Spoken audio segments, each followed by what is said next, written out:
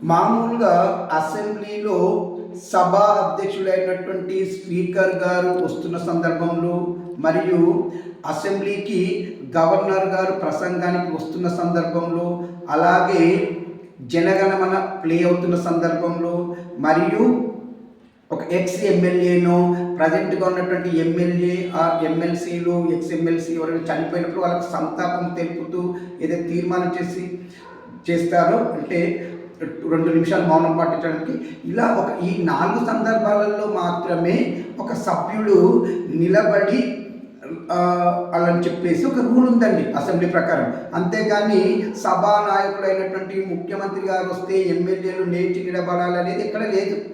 మరి నిన్న గౌరవ ముఖ్యమంత్రి గారు కేసీఆర్ని కలవడానికి వచ్చినప్పుడు అసెంబ్లీలో వాళ్ళు కూడా మర్యాదపూర్వకంగా లేచి అతనికి కూడా విచ్ చేశారు. వాళ్ళు విచ్ చేసుకుంటే మంచి ఘట్టమే. కానీ ఇక్కడ కొన్ని మీడియా వాళ్ళు కేటీఆర్ గారు లేవలేదు, అహంకారం అని మాట్లాడుతున్నారు. ఇక్కడ కేటీఆర్ లేవాలన్నది రూల్ ఏం లేదండి అక్కడ. మరి మీరు అహంకారం అని మాట్లాడుతున్నటువంటి కొన్ని మీడియా వాళ్ళు, కొన్ని యూట్యూబ్ ఛానల్స్ వాళ్ళు, ఎస్పెషల్గా టీడీపీ మరియు గౌరవ ముఖ్యమంత్రి గారు ఆధీనంలో నడిచే మీడియా ఏదైతుందో ముందు మీరు ఇది గుర్తుపెట్టుకోండి. సభానాయకుడు అయినటువంటి ముఖ్యమంత్రి గారు వస్తే లేవాలన్న రూల్ ఏం లేదు.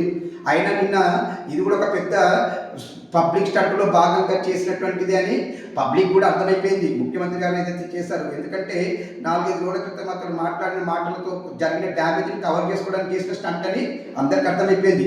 ఇలాంటి స్టంట్లు కొన్ని మానుకుంటే మంచిది. ఇప్పటికైనా మాజీ ముఖ్యమంత్రి అయినటువంటి కేసీఆర్కి గౌరవప్రదమైనటువంటి మర్యాదనిస్తూ మంచిగా మాట్లాడితే మంచిదని నా అభిప్రాయం. ఎక్కడ కూడా కేటీఆర్ది అహంకారం కాదనేది నా అభిప్రాయం అండి. కేటీఆర్ది అహంకారమా మరియు గౌరవ ముఖ్యమంత్రి అడ్డగోలుగా మాట్లాడుతుంటే గౌరవ ముఖ్యమంత్రి అహంకారం అనేది ప్రజలే వచ్చే ఎలక్షన్లో తేలుస్తారు. దీనిపైన మీ అభిప్రాయాన్ని నాకు కామెంట్ రూపంలో తెలియచేయండి. ఇట్లు దినేష్ గంగసాని.